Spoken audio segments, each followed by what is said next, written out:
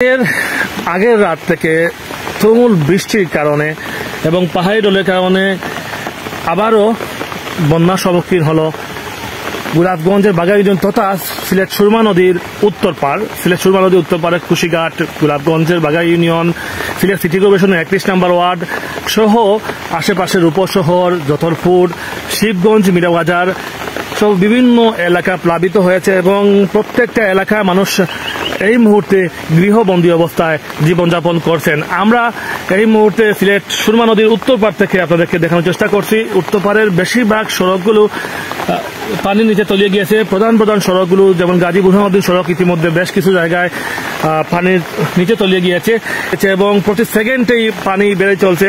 ইতিমধ্যে সুরমা নদী পানি বিপদসীমার উপর দিয়ে বেশ আগে থেকেই প্রবাহিত হচ্ছিল এবং তারপর থেকে এখন পর্যন্ত ঘর বাড়ি সবকিছুই পানির নিচে আক্রান্ত হয়ে গিয়েছে। আমরা দেখতে পাচ্ছি বিভিন্ন মানুষজন যে সড়ক দিয়ে হেঁটে আসছেন এবং পানি বন্দী যারা রয়েছেন তারা বিভিন্ন জায়গায় সরে যাওয়ার চেষ্টা করছেন। গোলাপগঞ্জের পরিস্থিতি আপনাদেরকে দেখানোর চেষ্টা করছি।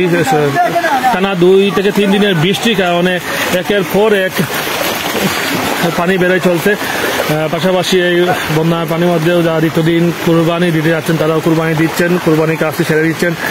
মানুষ শঙ্কিত রয়েছেন শেষ পর্যন্ত সেই 2022-এর বন্যার সম্মুখীন আবারও হতে হয় কিনা এই শঙ্কার মধ্যে মানুষ জীবনযাপন করছেন। কারণ আমরা 2022-এ সেই ভয়াবহ বন্যার সম্মুখীন হয়েছিলাম, বন্যার পরিস্থিতি আপনাদেরকে দেখেছিলাম, আপনারা সবাই দেখেছেন।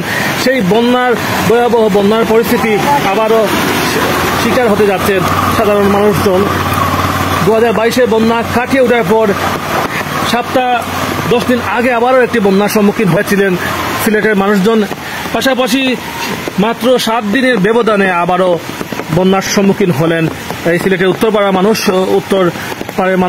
উত্তরপাড়ের গোয়েনঘাট, কোম্পানিগঞ্জ সহ গোলাপগঞ্জ সহ বিভিন্ন এলাকা ইতিমধ্যে প্লাবিত হয়ে গিয়েছে এবং সেই প্লাবিত হওয়ার খবরটি আমরা পাচ্ছি বিভিন্ন মাধ্যমে এবং আপনাদেরকেও দেখানোর চেষ্টা করছি গোলাপগঞ্জের এই চিত্র, যেটি গোলাপগঞ্জের বাঘা ইউনিয়নের চিত্র। বর্তমানে মানুষজন পানিবন্দী অবস্থায় জীবনযাপন করছেন। ইতিমধ্যে প্রধান সড়কগুলো পানির নিচে তলিয়ে গিয়েছে।